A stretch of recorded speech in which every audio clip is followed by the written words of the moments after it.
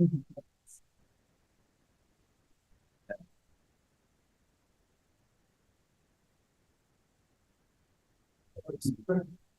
know, I'm very excited. Good morning, everybody.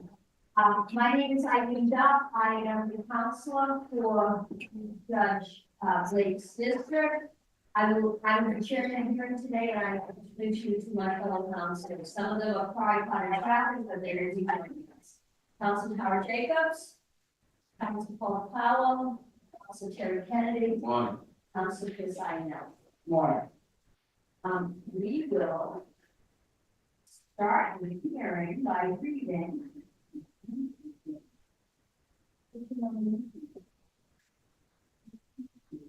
Okay, the nomination letter from Governor Healy. Dear councilors, I am pleased to nominate Amy L. Blake to the position of Chief Justice of the Appeals Court. I submit this nomination to the advice and consent of the Executive Council pursuant to Part 2, Chapter 2 of the Constitution of the Commonwealth of Massachusetts. I'm opposed to the nominee's resume due to convenience. Sincerely, Morris and Healy, Governor of the Commonwealth. We will start the hearing with witnesses for the nominee. And so the first witness on the list is Honorable Ariane Bologna.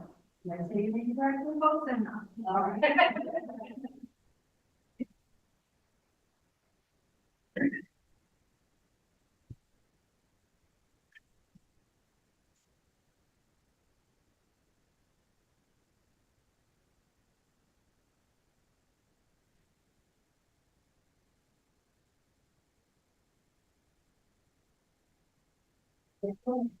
Good morning. Thank you, Councilor Duff. Morning to everyone here, members of this honorable council. Good morning to all of our colleagues in the appeals court, current and retired, the Judicial Court justices, trial court judges, family and friends. It is an honor to be here and a truly special occasion for all of us. My name is Ariane Bologna, and I am the Senior Associate Justice at the Massachusetts and currently I am the acting chief. Trust me when I tell you that the nominee, Justice Amy Lynn Blake, is eminently qualified to lead our court, and if confirmed, will be an exceptional chief justice. She has the talent, experience, compassion, and energy required for the position. I'm going to tell you why that is so in just a moment. But first, let's pause to recognize the historic moment of this nomination. I applaud the governor for nominating a woman for the first time in history. By confirming the nomination, you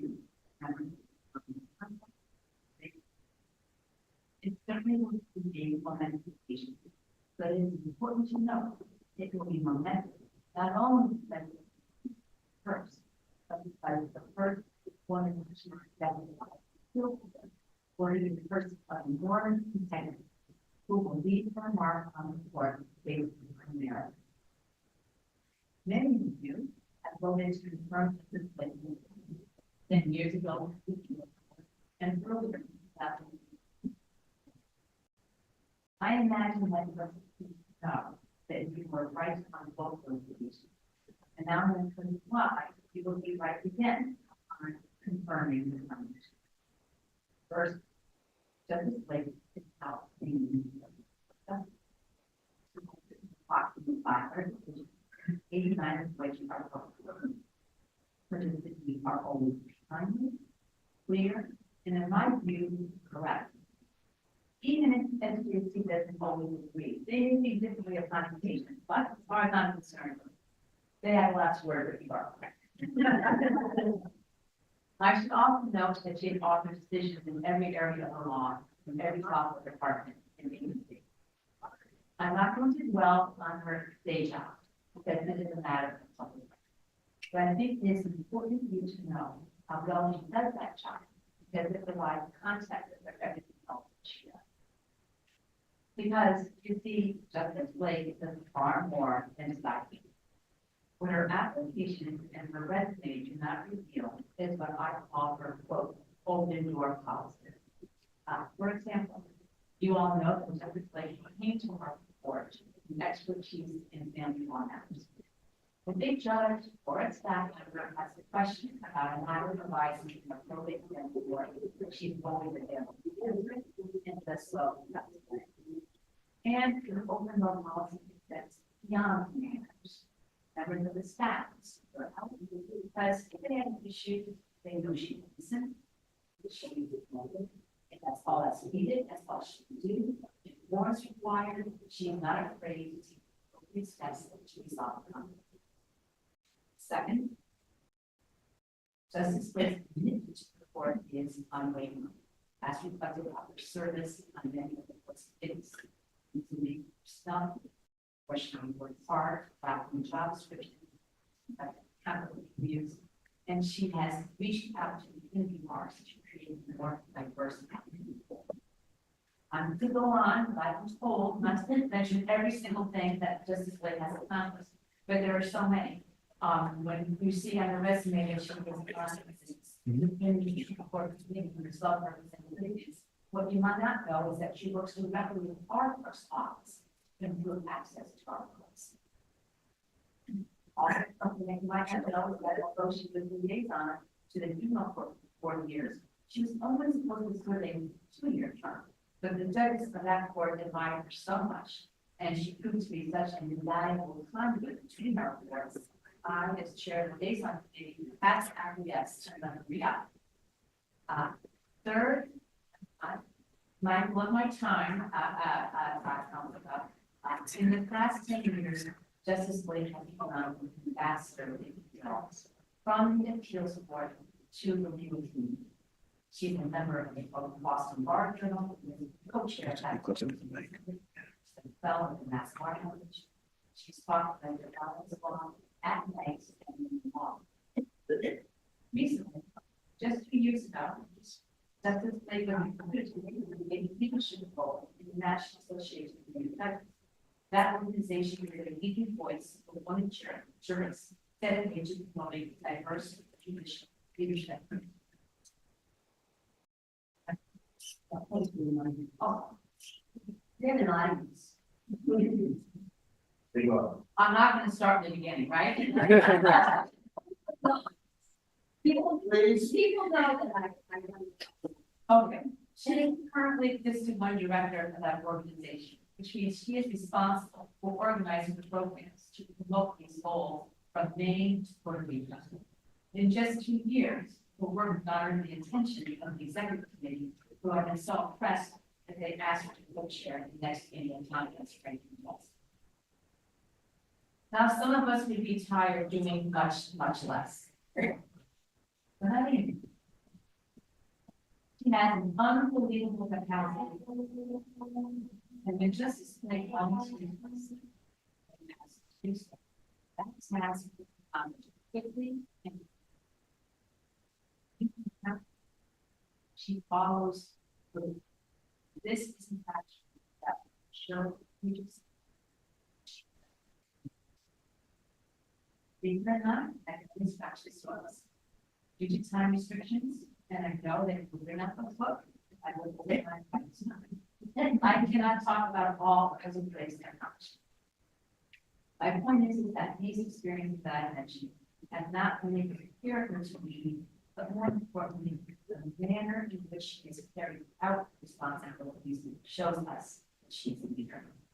There's a reason why, as you will learn from the witnesses that follow me, that this is a law work. You admire her so much, and why the staff admire her.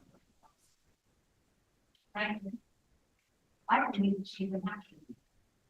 That said, to say those qualities come naturally with diminished dedication, commitment, and hard work. It is not easy to lead, no matter how many you see. It takes more than that. It takes strength, ability, and wisdom. These are not just adjectives that describe just like they define closing. tell you that I had the privilege of serving on the board for 18 years. During that time, I worked for chiefs, each of whom had brought their own individual strengths and positions. I can assure you, if confirmed, Justice Blake will stand tall among them. As I said at the beginning of my remarks, if confirmed, she will not only take her place in history as the first woman to be Chief Justice. She will take her place as an extraordinary leader of the judiciary in Massachusetts. Thank you, Congress, for your time, and your commitment to the Commonwealth of the Courts. Now, have any questions? Yes, ma'am. I agree with you, it is prehistoric having a person in Chief Justice. I want to point out the Chief Justice, the new Chief Justice is pretty important. Important, regarding Chief Justice. Absolutely correct. And now we have the last court of call. We'll see what we can do. Thank you. Just talk about Henderson, the sentence, and I had the privilege of voting for all of the Chief Justice.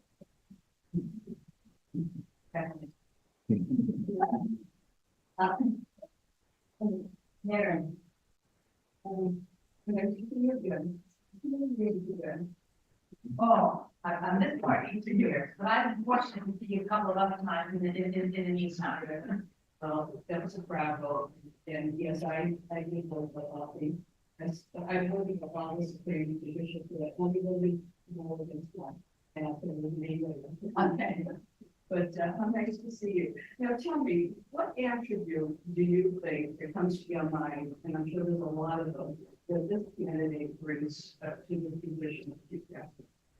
Well, frankly, there are many.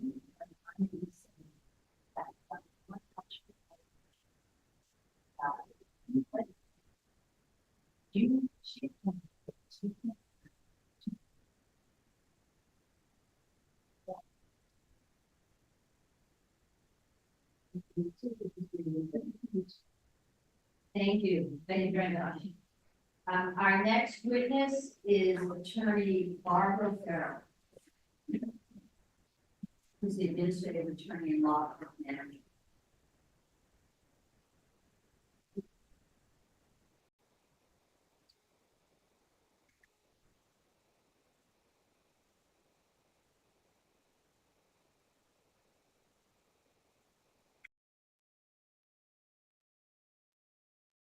Morning, members of the Governor's Council, Justice Blake, members of the Appeals Court, family, and friends. It is an honor and a privilege to be here today to speak in support of Justice Blake's nomination as Chief Justice of the Massachusetts Appeals Court. The presence of so many of Justice Blake's colleagues and friends, both here in the room and on the live stream, is a testament to how thrilled we are about this historic nomination, and it speaks volumes about our enthusiastic support for her. My name is Maggie Farrell. I'm an administrative attorney at the Appeals Court, where I also manage our 27 law clerks. I actually began my legal career here in Massachusetts at the Appeals Court as a law clerk working with Justice Francis Spina. I subsequently joined him at the Supreme Judicial Court, where I was a career law clerk for 14 years, before returning to the Appeals Court in the summer of 2016. That is when I had the great fortune to meet Justice Blake, who had arrived 2 years earlier. Meeting judges for the first time can be a bit intimidating, not knowing what to expect or how the relationship might develop. With Justice Blake, my welcome could not have been warmer. As I came to realize, that is how Justice Blake rolls. She has an open and engaging personality that draws people to her. She is quick with a funny story or with thoughtful advice, always conveying that she has listened carefully and that your concerns, whatever they may be, have been heard and understood. In my experience, the happiest and most productive employees are those who are invested in the organization and its mission. Not surprisingly, the success of an organization like the Appeals Court begins with the leadership at the top, which is why the position of Chief Justice in particular is so important to all of us. The nomination of Justice Blake, who, if confirmed, would be the first woman to lead the appeals court, is exciting, inspirational, and well-deserved. As Justice Muno has already shared, Justice Blake has had an illustrious career as an attorney and a jurist. Her talent for recognizing, acknowledging, and cultivating the value of the entire appeals court team enables us to execute at the highest level the mission of the court, namely to do justice under the law by rendering thoughtful, well-reasoned public decisions in a timely and efficient manner, treating all those who come before the court fairly and impartially. The execution of this mission involves many moving parts, and Justice Blake has both the talent and the temperament to be wildly successful. During the early days of my tenure in the appeals court, I had the pleasure of assisting Justice Blake with the initial drafting of several of her decisions. It was an opportunity for me to learn about the nuances of challenging cases and the resolution of tricky issues from someone who had more experience than I had. At every turn, Justice Blake was generous with her time and thoughtful in her advice about how I could produce my very best work. That is what Justice Blake does. Simply put, she makes everyone around her better. It is a remarkable skill and an invaluable asset for a Chief Justice. In my role as law clerk manager, I have closely observed Justice Blake build relationships with her law clerks and judicial interns. As a proud graduate of New England Law Boston, she pays forward the opportunity that she was afforded by frequently hiring law clerks and interns from that law school. Justice Blake views one of her important roles as that of teacher and mentor. She spends considerable time with her law clerks and interns, discussing the merits of the cases she has heard, reviewing the quality of the advocacy, providing guidance on the best approach for a written decision, and giving both career and life advice. Moreover, Justice Blake's role in the lives of her law clerks does not simply end at the conclusion of their clerkship. To the contrary, once a Justice Blake law clerk, always a Justice Blake law clerk. She is delighted by their success and happy to provide a useful perspective or a helping hand as they move forward in establishing their own legal careers. Over the years, Justice Blake's law clerks have repeatedly told me how much they appreciate and value her mentorship and her friendship. They are becoming or have become excellent lawyers under her tutelage. Justice Blake is, without a doubt, the leader that the Massachusetts Appeals Court needs at this moment in history. Based on our many conversations, I know well that she cares deeply about the court, about her colleagues, and about our collective success. Her approach to leadership is not my way or the highway, but rather, let's collaborate and find a realistic and workable solution. Justice Blake personifies the qualities that the appeals court should expect and would want in an outstanding leader. She is warm, collegial, smart, humble, respectful of diverse viewpoints, and thoughtful in making decisions large and small. It never ceases to amaze me that she is always on top of her caseload and her committee responsibilities, and she still manages to find time to orchestrate the production of the appeals court cookbook. Justice Blake exemplifies the best of the appeals court, and we would be in excellent hands with her at the helm. In closing, I would urge you to vote in favor of Justice Blake and confirm her nomination as Chief Justice of the Massachusetts Appeals Court. Thank you. Thank you. That was a great statement. Councilor Kennedy. You find meeting new judges intimidating? They can be. Yeah, me too. But I have to tell you, long before Justice Blake was a judge, I met her when she was a young DA in Somerville Court. She was pretty intimidating then. Councilor Devaney. Welcome. I'm very happy to see you because it means a lot to me to see someone who has worked with the candidate. Now, tell us about your interaction. Is it every day? And tell us what your role is with the judge. So it has varied over time. During the early part of my tenure, as I said, I was working with her on decisions, so I was back and forth with her on a fairly regular basis regarding that. Now I'm no longer doing that kind of work, so my interactions with her primarily stem from her work with her law clerks and her judicial interns. So I am considerably involved in helping her with the selection of her law clerks, orchestrating that process. I work with her when we do what we affectionately refer to as appeals on wheels, when we go to different locations other than the John Adams Courthouse for oral arguments. Justice Blake has participated in that program. And I would say that just generally, as Judge Buno has mentioned, Justice Blake very much has an open door policy. So if other issues come up, that I am eager for, a helpful hand or a thoughtful ear. If I'm trying to work out something for myself and I am looking for some wise input, Judge Blake is the person to go to. Well, so you kept busy. So, do you interact on a daily basis? And how about the other judges? Is it just, do you do this with all the judges? I do your this job? with the judge. Some, Okay. depending upon the judge, so some I see more frequently than others. I would say I'm not interacting with Judge Blake every single day, but I would say that about every judge. I'm not interacting with them every single day. But I've been following your court, and it's been very difficult during the pandemic. And people working at home and new people coming in, you don't have that interaction. How have you been able to communicate through this time? It seems like now that sort of the COVID pandemic is over, people are back in the courthouse more frequently. There are a lot of activities that are going on around the courthouse, whether it be oral argument, whether it be educational programs, whether it be social activities.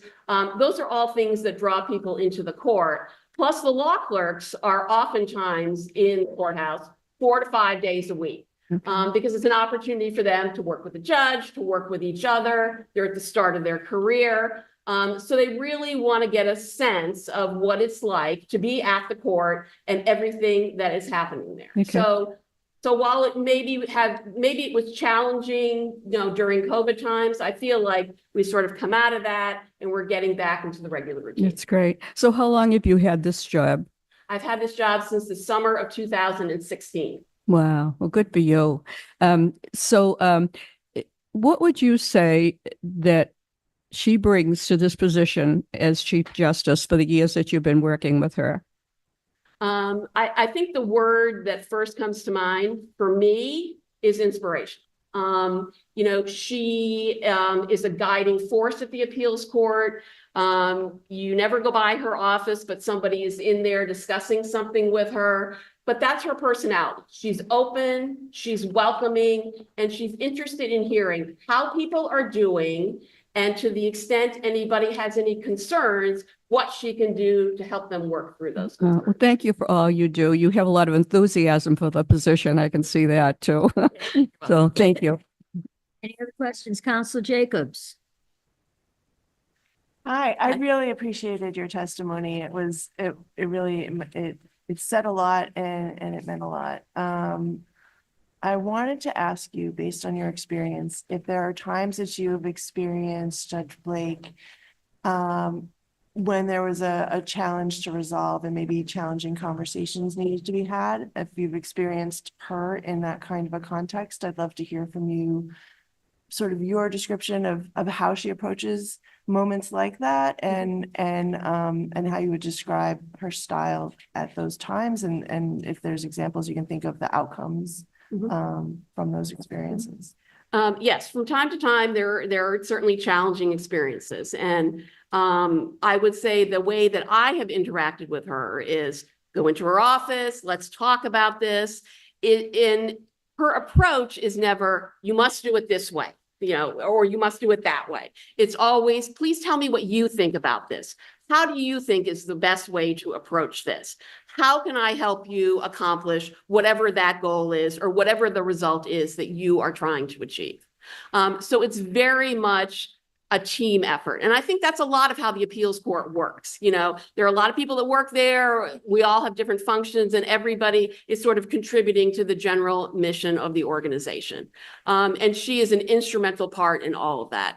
And it makes a huge difference when you're working with somebody who is open to different ideas, different perspectives, is eager to hear what you think and to really listen. I don't think you can underestimate the value of good listening and really understanding what it is that the person is presenting to you.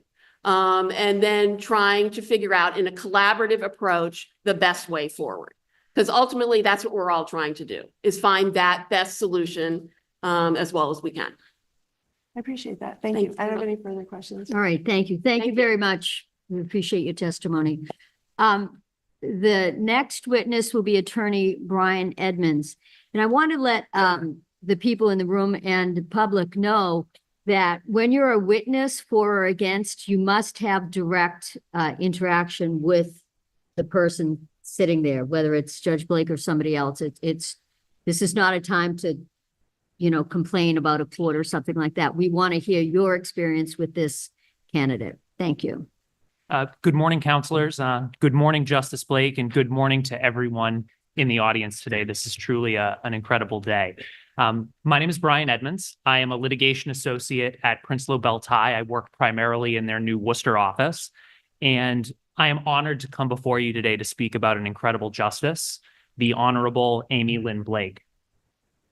I had the distinct privilege of serving as Justice Blake's law clerk for 2 years, from 2020 to 2022. And being her law clerk was one of the highest honors of my professional career, and I am beyond thrilled to have the opportunity to speak about my mentor, Justice Blake. Justice Blake has many incredible attributes. You heard about many of them from Justice Vuno and from Attorney Farrell. Being a true mentor to everyone at the appeals court is an important responsibility that I feel is vested in the Chief Justice. And as Justice Blake's former law clerk, and someone who considers her to be my most important mentor, I think I am in a unique position to talk about how she has mentored me and how I have seen her mentor others. Judicial law clerks at the appeals court effectively serve as the right hand to the justice that hires them. A law clerk assists the justice in all aspects of the work, but more often than not, a law clerk is fresh out of law school, which makes mentorship that much more important. In many ways, law school teaches you about the law, but the practical realities of being a lawyer can only be learned through practice.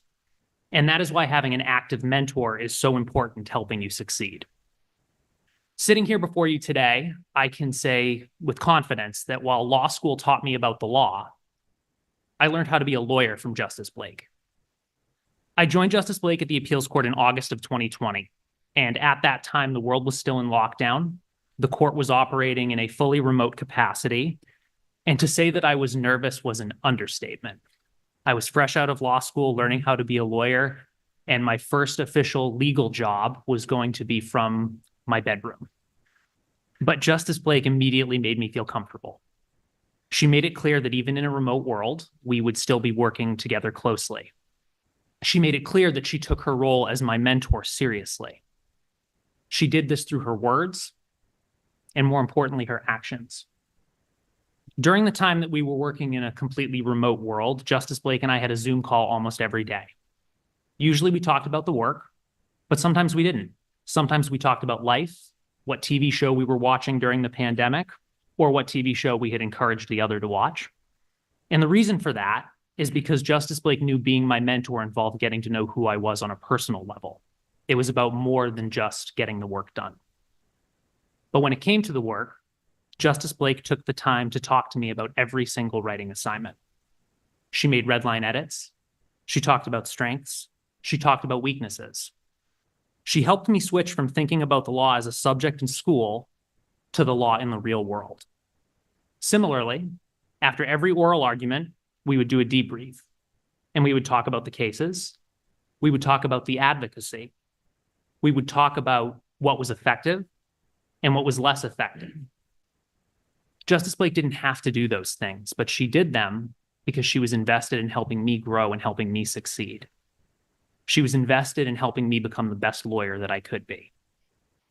After clerking for Justice Blake, I went on to clerk for Justice Lowy at the Supreme Judicial Court. And during that time, Justice Lowy commented on a number of occasions about how well prepared I was.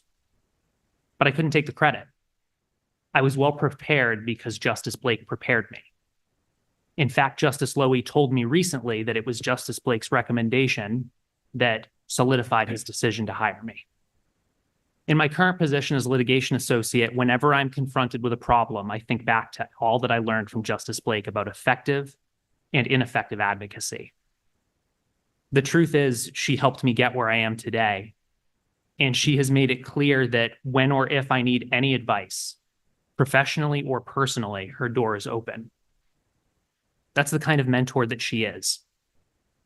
I think it's also important to add, and you heard some of this from Justice Buono and from Attorney Farrell, but Justice Blake's mentorship is not limited to her law clerks. During my second term clerking for her, the appeals court resumed in-person operations, and from my cubicle, I had a clear view of her chambers. It became very clear that her chambers had something of a revolving door. Everyone from other justices to staff attorneys to court officers would go in and out of her office. It was very clear to me that the reason they came to see her was because they knew she's incredibly wise, has a friendly ear, and offers the most incredible advice. Simply put, the entire court looks to Justice Blake as a mentor. In closing, I would just like to add one more reason to the long list of reasons why Justice Blake will be a perfect Chief Justice. She's someone who cares.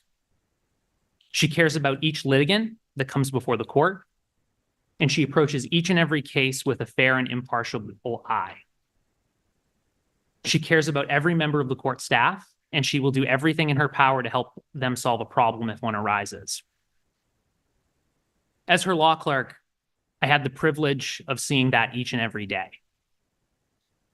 And while I wouldn't say that I learned kindness, I learned how to be more kind from Justice Blake. Everyone at the appeals court looks at her and thinks, this is what you should be. This is how you should act. I am proud to give my full and undivided support to the Honorable Amy Lynn Blake for the role of Chief Justice of the Appeals Court. And with that being said, I'm happy to take any questions you might have. Councilors, any questions? Madam Chair. Councilor DiPaolo. Attorney Emmons, you work alongside some of the most distinguished and respected attorneys in Worcester. It tells me that Justice Blake prepared you well. So glad to have you part of the bar community. She did. Thank you, Madam Chair. Councilor DeVane. Tell me, can you tell us one case that stands out in your memory with Judge Blake that really impressed you about her demeanor, just about how she presented herself? Well, it might sound silly, but I do think of all of them because she approaches every case with a fair and impartial eye.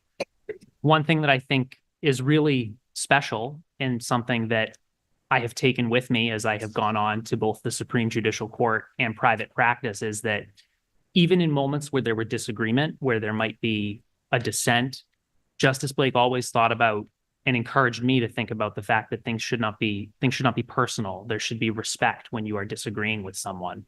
And she exemplified that through not only her actions, because sometimes the justices were able to bridge divide and come to an agreement. And she also showed it with her writing, because in the instances where there may have been a dissent or a majority opinion, it was always respectful to the other side. All right, great. Thank you. Your testimony means a lot to me, so I really appreciate you coming. Thank you. Thank you. Thank you very much. Oh, Councilor Jacobs, I'm so sorry. I'm gonna try to do better on this microphone than last time, apparently. Is this good? Yeah, okay. Thank you so much. I actually, again, I want to say I really appreciate your testimony. So this was your first experience out of law school for a year? For 2 years. So 2 years. 2 years. 2 years. So, that's a time in life where growth, and therefore, again, going back to the challenging conversations, I would love to hear a time when, some criticism of your work was offered, an opportunity to do different or do better, and sort of how that was delivered and how that was navigated, and your own personal, like the emotional context of that, of how you received it, and then came out through that. Well, I'll go back a little bit to actually my interview with Justice Blake, because one of the questions she had for me when we interviewed was if I would be receptive to feedback. And it became a recurring joke with us that my drafts, particularly in the beginning, looked like a Christmas tree because it was red and green with lots of edits in the track changes function.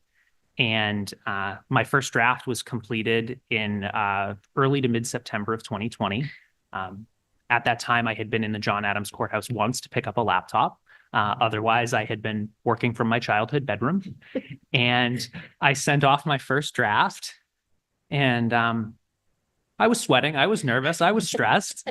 And I want to say maybe 2 hours later, my phone rang and it was Justice Blake. She said, "So I'm going to send you a draft. I'm going to send you some feedback. And I don't want you to freak out. I'm going to send you 2 versions. One is the red line, but you really can't see your work anymore. So I'm going to send you a clean copy." And she made light of the fact that there was so much room for improvement and so much room for growth. And from that point on, it became very, very clear that she was invested in helping me succeed. And every change that she made, there were very few times where I disagreed.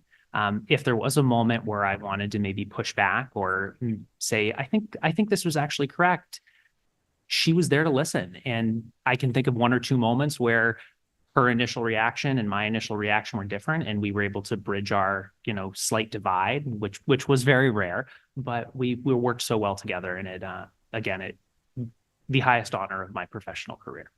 Thank you. I appreciate all of that. That was really extra information that I really enjoyed hearing. Thank you. So would you say that 2 of the best that you've worked with are Judge Slowey and Judge Blake? Without a doubt. And they went to Peabody High School where I went. I do. All right, thank you. Peabody is the center of the universe. And is there anyone else here in person to testify in favor? Okay, hearing none. There are a plethora of letters we've received in support from around the country from some very distinguished jurists, some federal judges, the National Association of Women Judges. Chief sent us a letter, which is quite impressive, and all these will be submitted officially into the record. Is there anyone here to testify against? And again, remind you, if you are, you do need to have direct experience dealing with this jurist. Anyone against? There's a line in security this morning. Yeah, I saw that one. So, well, hearing none, we will move to your statement. And before you give us your statement, Judge, if there's anyone here you'd like to introduce, feel free to do that. Thank you. I'm overwhelmed by so many people here today. I have so many of my appeals court colleagues, both current judges, retired judges, including Chief Justice Green, as well as so many of our managers. Our court administrator is here, our operations manager, our clerk of court. Many of our court officers are here. I'm told they're going to rotate through because we still need security at the John Adams Courthouse. So the other thing I'm quite proud of is every single one of my law clerks that has ever clerked for me is here. One actually flew in from North Carolina, and my law clerk that I've hired for next year is here in attendance as well. So I'm so pleased about that. I also want to recognize SJC Justice Gabrielle Wolahojian, who was my mentor on the appeals court, who actually I coined the Christmas tree from her because that's what my drafts used to look like.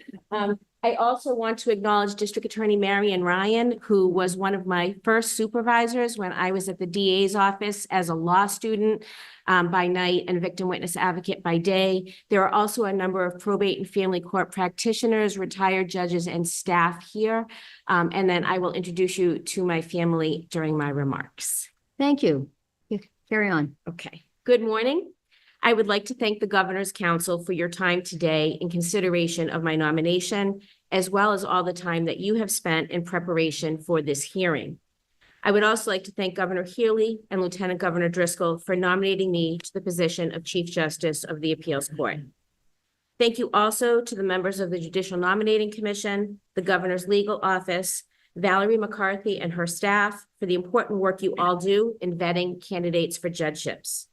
Finally, I'd like to thank my colleagues, family, and friends who are here today, watching online, or with me in spirit. Counselor Duff took the steam out of this, but I want to tell you a little bit about me. I grew up in Peabody, and I attended and graduated from the Peabody Public Schools. I am the eldest of 3 children, and I am the child of divorced parents. My brother Dean lives in Florida. My brother Adam and his husband Michael live in Washington State, and my father lives in Florida. I know they are watching this hearing online today, along with some of my extended family. Talking about my mom moved from Albuquerque, New Mexico, back to Peabody in 2009 when she was diagnosed with pancreatic cancer. Sorry. It was our privilege to take care of my mom in our home. Said I wouldn't do this until she passed in 2011. And I know and hope she's looking down today and smiling. I'm proud to continue to live in Peabody, my hometown, where my husband and I have raised our son. Community is important to me. Let me please introduce you to my family. My husband, Richard, is a former Marine. And I guess you're not supposed to ever say they're former, but he's a retired Marine and a retired captain of the Swampscott Fire Department. He is my rock. We've been married for 32 years, and I'm now going to be on record, Richard, saying I could not be sitting before the council today without your love and support. However, my pride and joy is my wonderful son, Max. Max will turn 27 next week. Max graduated from Champlain College and worked in the video game industry on really cool games like Fortnite and Call of Duty. But he's now returned to graduate school and he's working towards his master's degree in project management and operations. Max is smart, creative, kind, and funny. Max also has a deep passion for social justice. He makes me a better person and by extension, a better judge. He reminds me every day of the importance of listening and building consensus.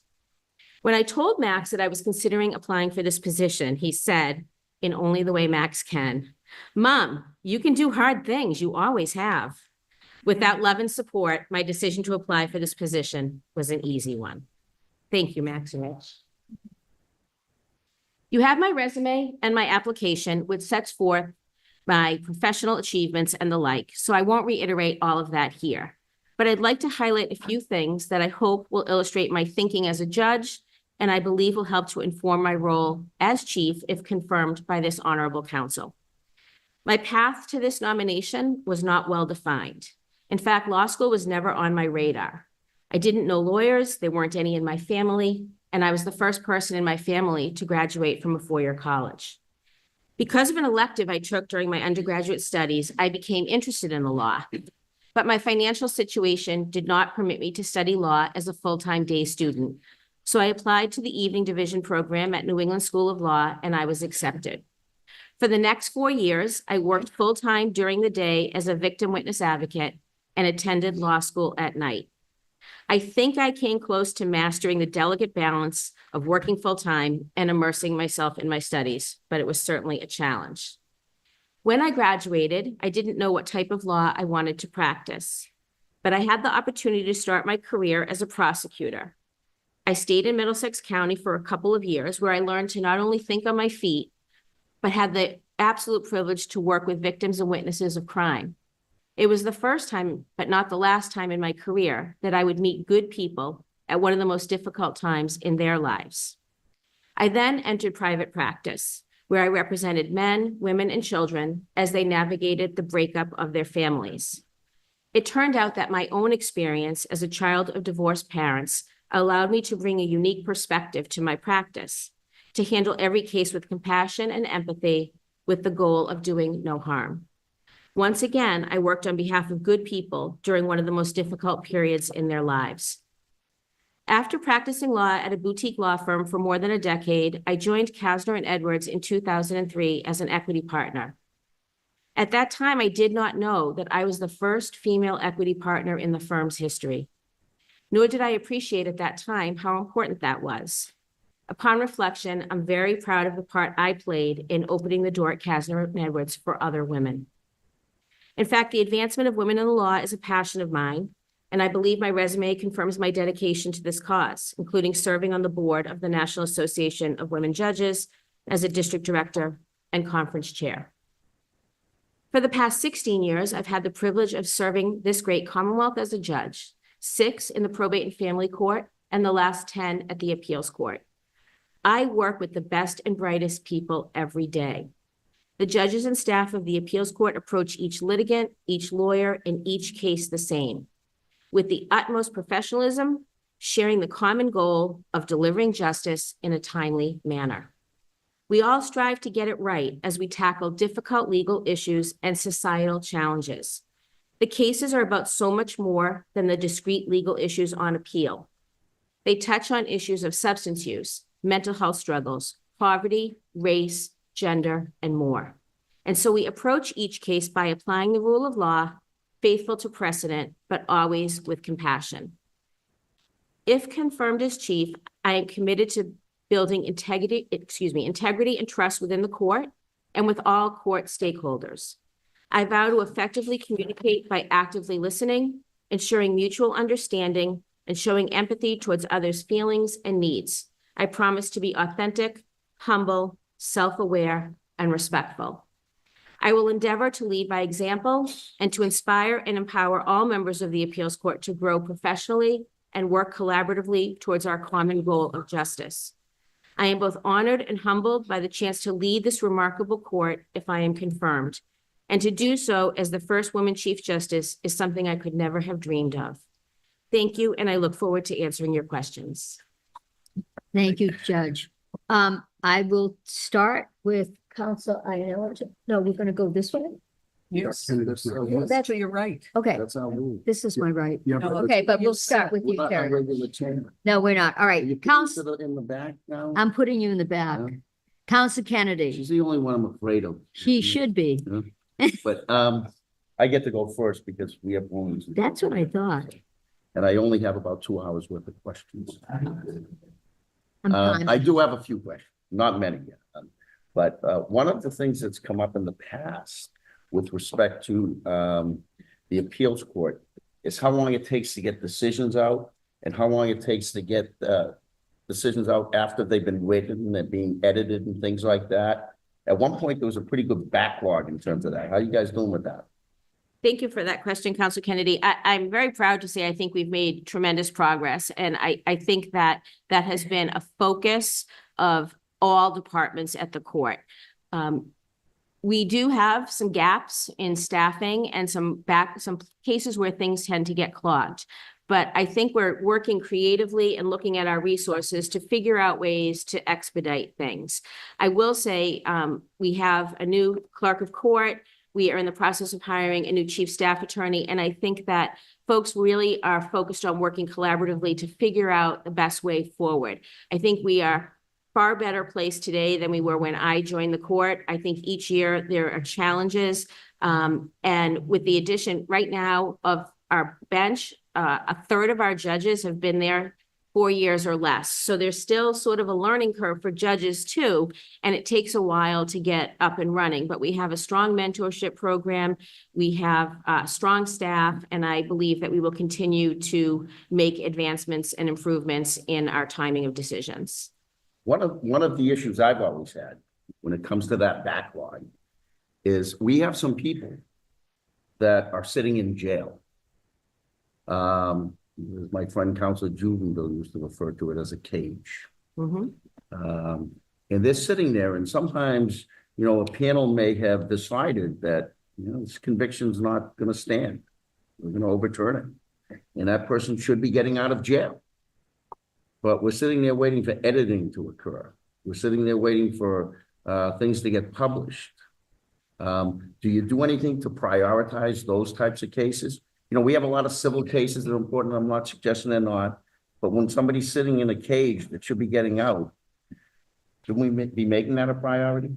Absolutely. In fact, there are two categories of cases that are prioritized, both in terms of judicial writing and the editorial process. One are criminal convictions that are going to be reversed and the person is going to be released. So those decisions are to be authored first, and they are prioritized in our editorial department to get those out as quickly as possible. The second category of cases is the termination of parental rights cases so that children can have permanency. So we do that. It's important. We have to continue to do that. And I'm sure that we can do better. And I'm happy to look at our processes to make sure that we are, in fact, doing that. And I know we work with our clerk's office in expediting rescripts so that people can, in fact, be released if that's what's supposed to happen. In those cases, and I agree, parental termination cases are equally important. How long does it take from the time a decision is made until it's published? Because until it's published, it doesn't mean anything. Correct. So it depends if it's a published decision or an unpublished decision. The published decisions do take a little bit longer because they go through the reporter's office through the Supreme Judicial Court. But I can only speak from my own writing. If I have a case where someone's being released, I am usually able to write that decision and get that into editorial with my panel signing off within 2 weeks.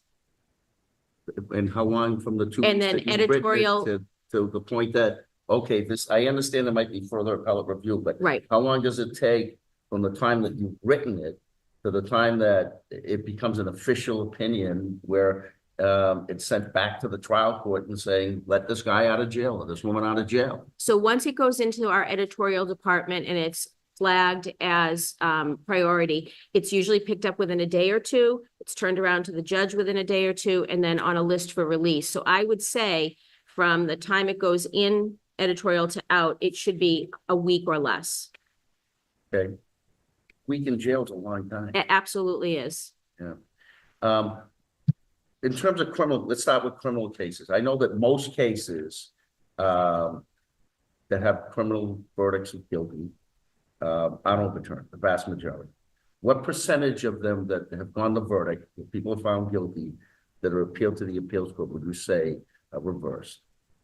So remember that our standard of review is a very narrow one. So I there are, understand we that. do have a lot of affirmances. You are correct. I looked at some numbers recently, and on the criminal side, I would say that there is between 15 and 20% reversal rate. That might include At the appeals court. at the appeals court, but that may also include not just things that have gone to judgment, but it may also include something interlocutory on a motion to suppress. So there, I can't necessarily get pull that. those out for you, but that's the approximate percentage. Okay. I understand that. And I've been doing this for a couple of years, so I know what your standard of review is. 41 next month. Now, civil cases. Yes, You get a lot of appeals on civil cases. We do. Probably more than on criminal cases, I would expect. the docket's roughly equal, and it can vacillate year to year, and post-COVID, they're prioritizing criminal over civil. So I think right now we have a little bit of a higher criminal than civil, but Well, civil cases get a lot more interlocutory appeals, right? absolutely. But with respect to civil cases that have gone to verdict, and I'm not talking about civil cases that have then gone by way of summary judgment or anything like that, have gone to verdict, standing in front of a jury, Right. the jury comes back and rules in favor of a plaintiff or a defendant. What percentage of those types of cases would you say get reversed? So unfortunately, our statistics do not pair out trial verdict versus summary judgment reversal. Well, what's your- I would say that of the civil cases that get reversed, I'm going to say it's in the range of 15%. And I would say a very small percentage of that is reversal after trial. I think the vast majority of those cases that are reversed are as a result of summary judgment. Well, what's your best estimate on post-verdict civil cases? I would say 2 to 3%. It's Two, a that's it, Small 2 to number, 3%. yes. basically you're respecting the trier fact, whether it be a judge or jury. Right, we have to find clear error of law or an abuse of discretion, and that's a pretty high standard. Well, but you're not suggesting that some of the judges in the trial court commit errors, do you? Never. Just mistakes. Okay, yeah, I'm almost done. I've known you, for how long? Well, 35 years. You know, we I may, gave you continuances when you asked me for them in the DA's don't office. bring those up, Judge Brennan's here. He may have resisted a few of those over the years. We've tried some cases, I think, way back in the beginning of the time. We did. Don't you wish you gave me that continuous auto finding now? Yeah, I couldn't Would give you like it to to go you. back and reconsider The that? law has changed on OUI since then. But I've known you forever. I've seen you when you were in private practice. I've seen you when you were a prosecutor. I've seen you on the bench. I've seen you, I've read some of your decisions. I do read a decision once in a while. You're just a superstar. I got a text message as I was sitting here from a friend of yours, Marty Kane. He said, "Be nice to Amy Blake." I said, "No." I'm just leaving Norfolk now, Norfolk probate, trying to get up there. She'll be fantastic, bright, pragmatic, common sense, in short, a superstar to run the appeals court. Marty and I don't always agree, but we agree this time. Thank you. I'm all set, thank you. Thank you. And I will be obviously voting for next. Thank you, Counselor. Counselor DiPaolo. Thank you, Counselor. Good morning. Good morning. I want to thank Counselor Kennedy for his questions around criminal appeals, and I know the public will appreciate your thoughtful response there. I fielded a lot of phone calls and reached out to some acquaintances who've practiced before appeals. The feedback's been universally positive, including that you're an excellent writer, but more important to me, stepping into a leadership role, is your interpersonal skills and the mentorship you've provided for folks over the years. So I don't want to disappoint you or the large and distinguished crowd who's here today, who no doubt we're hoping for a lively council hearing. But I don't have any questions for you. I trust that the appeals on wheels will continue to roll through Worcester Absolutely. on occasion. Thank you, Madam Chair. Thank you. Thank you, Counselor. Counselor Jacobs.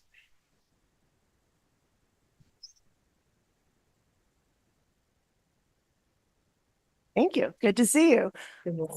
I actually had the pleasure of sitting down with you right after an Appeals on Wheels day.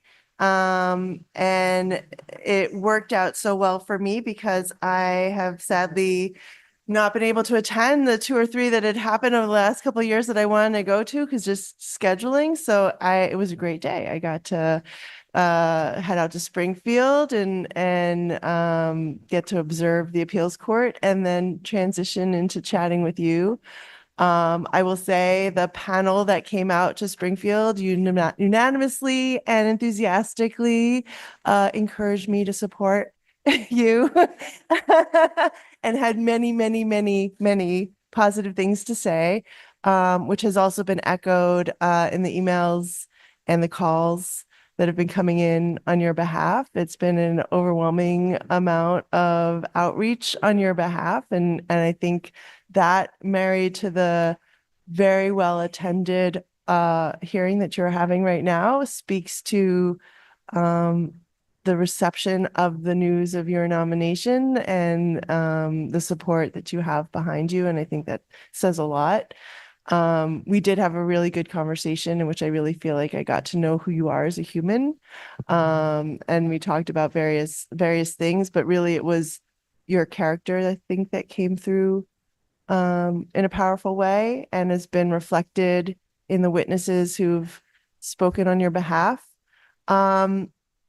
I too don't have a lot of questions. I will offer one before closing, but we talked about it a little bit. I think it's an important aspect of the interesting balance this position has between administration side and continuing to sit the bench on the court. So I wanted to give you an opportunity to speak to your perception of the challenges that are unique to the appeals court in this moment. And if you have a plan, if you have a goal that you'd like to bring through your leadership and possibly some specific objectives that you can foresee in the first, like not to go so far as the first 100-day plan, but like your initial, what you think your strategic direction is going to be if given this role. I'm excited about the fact that the chief in the appeals court also hears cases, right? That's why we go to law school. And so I hearken back to my going to law school at night and working full-time during the day. And I think that surprisingly has prepared me well, not knowing that this would be the seat I was in today, to sort of balance what that day is going to look like. I think that the appeals court, even though we are post-COVID, has challenges because on the one hand, we do have a hybrid work policy, which I think is very helpful to a lot of our staff. I've talked to my trial court colleagues, and some of them have had great difficulty retaining or even hiring staff because folks in this post-pandemic world don't necessarily want to come into work 5 days a week. And I think that's, we have proven that we have been successful and efficient in a hybrid world. But with a hybrid world comes a loss, in my view, of connectivity, collaboration, and sort of that human connection. And I think it's important to sort of return to those relationships. And I think there's lots of ways to do it without necessarily bringing people back in 5 days a week. I don't think that we have to do that to be successful in sort of bridging some of the gaps. One of the things that's impressive to me is that when a new employee comes, they are hired with the expectation and understanding that for some period of time, and it's up to the managers, they will be in person every day. And I think that that's really important to the employee. But I think as a court, we can do better about making ourselves more present during that time as well, to be welcoming of that employee. And I think that the managers are great about agreeing, as long as there's coverage, to shift who's coming in on what day. I think we have to be more thoughtful and try to find times within the week or the month that more folks are in on a given day, so that there is the support for the new employee, but there's also the ability for people to connect. We do have some fun social events at the court, but I don't think we can just rely on sort of social events to have people connected. We have started to have a new employee have not just a mentor within their own department, but a mentor in another department, so that they have a reason to reach out sort of across the aisle, if you will, to somebody in a different department. I think that needs to continue. I think we need to make that more robust. But it is absolutely a challenge to figure out how to balance sort of our new normal. We have a young bench and we have a young staff, we have new managers, and I think everyone shares the common goal of sort of getting away from the statistics, although they're important, and trying to figure out how to reestablish that human connection. And I'm looking forward to that challenge. I think it's something that I'm good at. That definitely comes through. I appreciate that. In terms of sort of harkening back to Councilor Kennedy's question about just the speed with which on the one side decisions are coming through, but then on the other side, how the expedience or the efficiency of publishing, editing, and sort of the procedural components of the work that comes through the court. Do you have thoughts around any intentions that you may already have in mind, or are you going to wait until you like get in there to really see what kind of changes you might want to encourage, or what's your view around? The answer is sort of both, right? And if I'm in that seat, I have my perceptions, but until I'm there, I need to keep that framework. And one of the things, and it may be very ambitious, but I would like in my first however many days to have individual one-on-one meetings with every single person on the appeals court, from the last person hired that's a file clerk to the most senior justice. I think department meetings are important, but sometimes I think people aren't as comfortable speaking in a department meeting. And if people don't want to meet, I respect that and I understand that. And if it's a union person that wants their steward there, I have no problem with that either, but I want to make myself available so that on a one-on-one basis, I can listen and learn and try and understand everyone's perspective. With that said, we have a judicial mentoring program that I've thought about, should that be longer than the period of time that it is, particularly in this hybrid world. There are some judges that struggle with, it's a very different writing when you come from the trial court to the appeals court. I can say that because I came from a trial court. I've thought about, is there a way to utilize writing coaches in some ways? And that could include attorneys that already work for the court, like Attorney Farrell, who's just an amazing attorney with great background. I've also thought about sort of some fluidity in the departments. Right now, I feel like at times the departments, whether it be the clerk's office or the statutory department, is very siloed.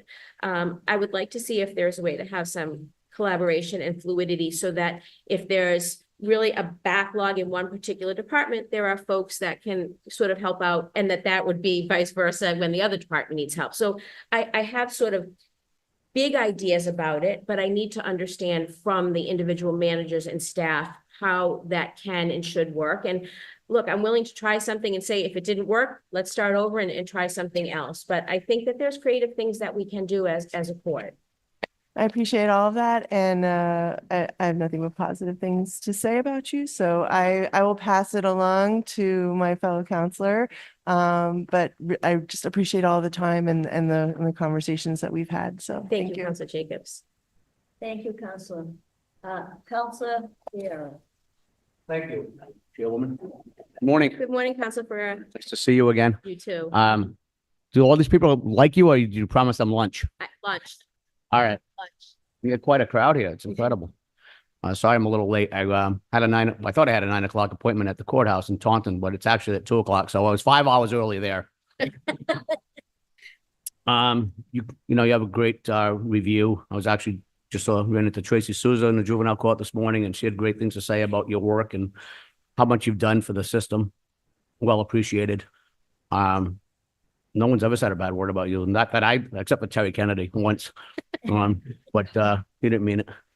But I think you got to be a great chief. The question I have for you is, are you going to follow in the footsteps of your predecessors, Chief Green and Chief Ravad Raposa, and move down to District 1 so you can vote for me? Do I need a passport? Issued. You have my vote next week. You're going to make a tremendous difference. And I'm just one question about, do you think there's a good mix of people from different areas of the law in the court, or could you use more? I know today, 2 people got nominated, one juvenile court background and one with a criminal background. Do you think there's a good mix, and do you think you could use different varieties of people with specialties? In the perfect world, I would love to have another probate and family court judge, if I'm being honest. A lot of that falls to me, and I've been out of that court on the day-to-day for 10 years. I also think geographic diversity is important. It brings a different perspective. So I learned this morning about the nominations, and I'm thrilled about them. But I'm looking forward to see what happens next. Great. Well, you have my vote next week, and I'm looking forward to seeing what you do. Thank you. Thank you, Counselor. You're welcome. Thank you, Counselor. Counselor Devaney. Nice to see you again. Nice to see you. Before I start, I want to correct something. I have voted as my colleague with every woman chief justice in the courts, but I did vote against a former woman on the Supreme Judicial Court. So having said that, first of all, I can't tell you, I don't have a poker face, how thrilled I am with your appointment and how happy I am this wasn't 2 months from now that I'm here to be able to talk with you at the hearing and to vote for you. We go back a long way. This is my 3rd time voting for you. And it's been 16 years. And so I vetted, investigated all that about you. And meeting with you the 3rd time for this special, it is so, I can't say you're so qualified for this position that I'm over the moon over this. So I'm not a poker face person. So having said that, I just, we went over a lot of things. So much has changed in the 10 years that you've been there, and going through COVID, and people in the court working at home, and not having a full staff, and people not staying because we like to work with, you like to work with your colleagues, you like to know who they are. So people coming in, working at home, don't have any interaction. So the whole thing is kind of upside down. It really, I'm glad it's returning a little bit, but it's slow. But, with your experience to take this position, we couldn't ask for anything better because you know what's needed in the court. And we talked about that. And so I want you to tell us what you feel is the greatest need, what you want to change. And the other thing is how our society has changed. And I have said to you, judges 20, 30 years ago didn't have the cases coming before them as judges today. There's no case law for a lot of them. Who gets the eggs, frozen eggs, who gets the child in a gay marriage, all of that. So I want you to tell people, because I don't think people realize how important this position is. You have the authority to change laws, to make changes, to change rules. So would you educate people? Let's take that one first. Sure. So obviously we have to follow the law as the legislature has written it, but in this changing sort of day of technology and what constitutes a family, we have the opportunity to interpret laws, and it's a very different world today than even when I joined the probate and family court. When I was in the probate and family court, if a couple used a surrogate to have a child, they would have to go through a very lengthy adoption process, and some states wouldn't recognize that adoption process. The law has changed certainly in Massachusetts and has changed on a federal level. But even recently, when I served as single justice and I had the assistance of Clerk Tuttle, we had a situation where a gay couple had used a surrogate, and there was a question about whether or not the child would be born perhaps out of state, and which state's laws would apply and which state would recognize whether or not that they were the parent. And it was a challenging legal issue. I can't thank Clerk Tuttle enough for all of his work in helping me to sort of figure that out. But it was also incredibly satisfying to know that this couple would be able to go to the hospital, have a baby, and the baby would be theirs from the get-go. Their names would be on the birth certificate, and they didn't have to go through red tape, and they would be a family from day one. And that is just, it's a one specific example of how different things are 16 years later. And I'm so proud to be a part of it. But also on the technology side, in the criminal court, so much has changed. Our cell phones are computers. They have tracking devices on them. I'd like to know where my son is all the time, but he turned his location services on. So I don't know where he is, but we know where a lot of defendants are, as it turns out. And, sort of the Fourth Amendment and Fifth Amendment issues around that is nothing I could have envisioned as a young prosecutor trying cases against Counselor Kennedy. And even 10 years ago when I joined the appeals court, I had no idea what a geofence was. I just thought it was something you put around your pool in your backyard. I've now been educated. And so you have to sort of, keep on top of technology, and the laws are the laws, but they haven't thought about, contemplated. Every day we're advancing with AI here and coming. I think we're going to have all kinds of challenges, even at fundamental challenges, like when a lawyer files a brief and they've used artificial intelligence and it's spit out cases that don't exist. We've all read about that in the newspaper. That's scary. I think lawyers should have to certify that they've checked. I know that there are working groups that are working on these issues, but that's not something we could have anticipated years ago. And so it's an exciting time. It's a challenging time, but it's also very fulfilling to be able to do the work, to figure these things out, all for the greater good of the Commonwealth. Right.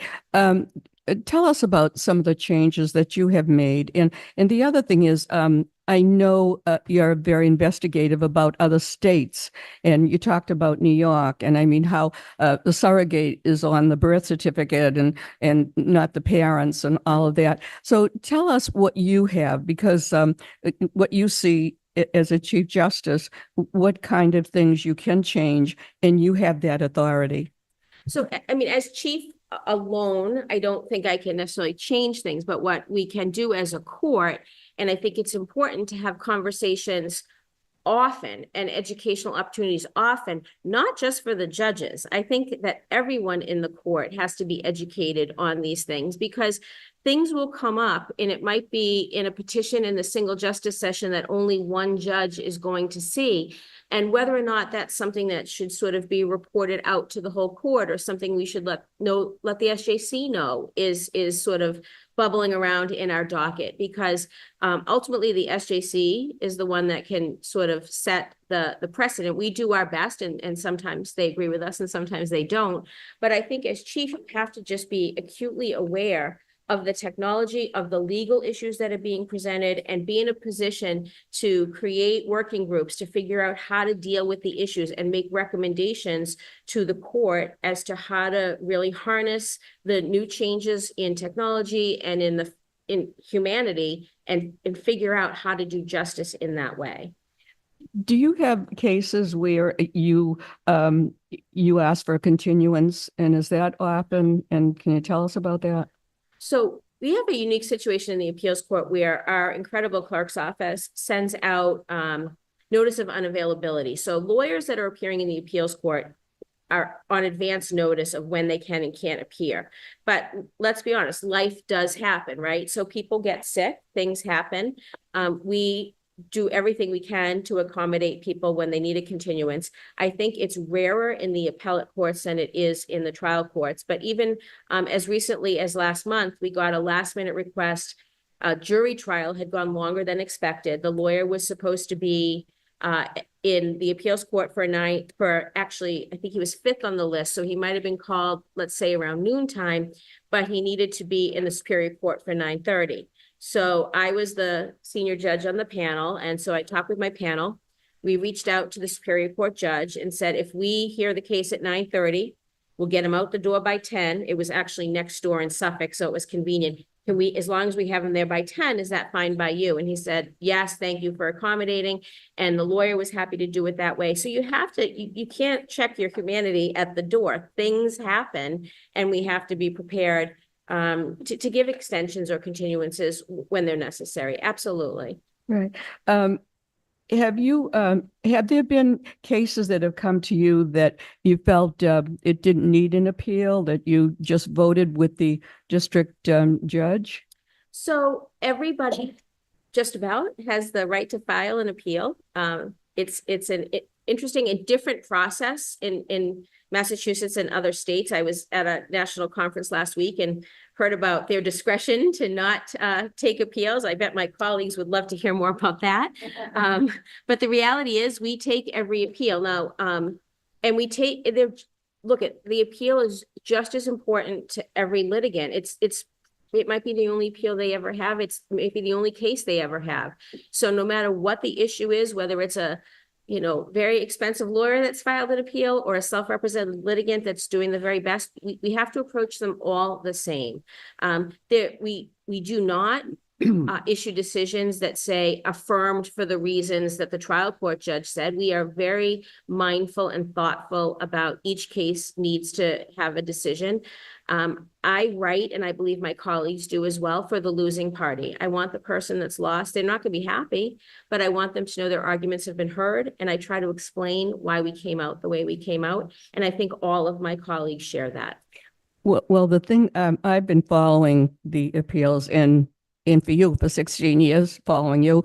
And as an animal lover, the case that I was so concerned about, and I was absolutely so pleased it turned out that way. And for people who haven't heard it, you've probably heard it from me before, but it came up before the appeals court that in the district court, this woman was with her little dog on her lawn, and this man came by with a dog on a leash and a German Shepherd that was loose. Well, the German Shepherd ran and attacked the little dog, tore her apart. Thank God the dog survived and went to the vet. And now the woman, the owner, is going to the court asking for $8,000 for the cost of the surgery. And the judge ruled the dog was property. And when it went to the appeals court, they changed case law in Massachusetts. So your pets are not property. So that out of all of them, and I know there was more important things that came up, but that really was so important to me. And I thought, good for them. So I know you're working on all of these things. And is there, I'm sure that you have some things that you have that you want to change. Do you want to talk about any of those things now that, to better the court, to better the system? What I really want to try to focus on, because so much of our staff is union, and there's very few opportunities to give people raises and even fewer opportunities for promotion. We run a pretty tight financial skeletal system. So I really want to look for opportunities for people to feel professional growth and development within the court that will, I think, help morale, will help them stay invested in the mission of the court. And I think there's educational opportunities. I think there's mentorship opportunities. I think there's committee assignment opportunities that we could do better with in terms of getting every member of the court more involved and feeling, I want everyone to feel glad that they come to the appeals court every day to come to work, invested in our mission and proud of their work, because I'm incredibly proud of all of them. I'm sorry. Your time, so you need to- They voted to time me, so I'm done. Ridiculous. Ridiculous. Yes, you may, Counselor. Expensive living is represented by expensive lawyers. Yes. We just came in the room. Do we time? We do. Everyone's time. Do we time him? Yeah, I did. You're just Counselor gonna clock Ionel. out? Thank you. Thank you, Madam Chair. I don't have any questions. We had a lengthy conversation. I've supported your appointments, I think, since 2008 in the probate court. You're doing an outstanding job. Your witnesses were fantastic. They were really, really good. And I just want you to know, when your name comes before us next week, I'll be happy to support you. Thank you. Thank you. Thank you, Counselor. I've been a big fan of yours since I've met you when I first came here about 12 years ago. In my time on the council is ending soon, and I wanted to take the opportunity to thank you for applying for this job. I think you're the exact right person at the exact right time. I learn a lot from you every time I read anything you've written, and anytime I call you for help on a legal matter, because I'm not a lawyer. I know enough to be dangerous, but I am not a lawyer.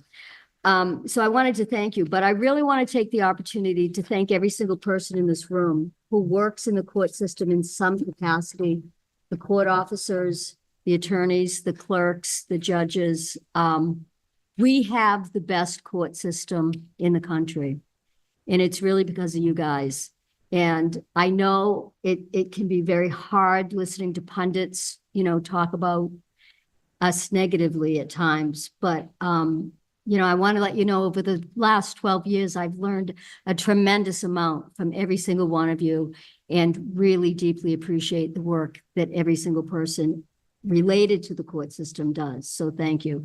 And again, thank you, Justice Blake. I think you're going to be a great chief, and thanks for stepping up.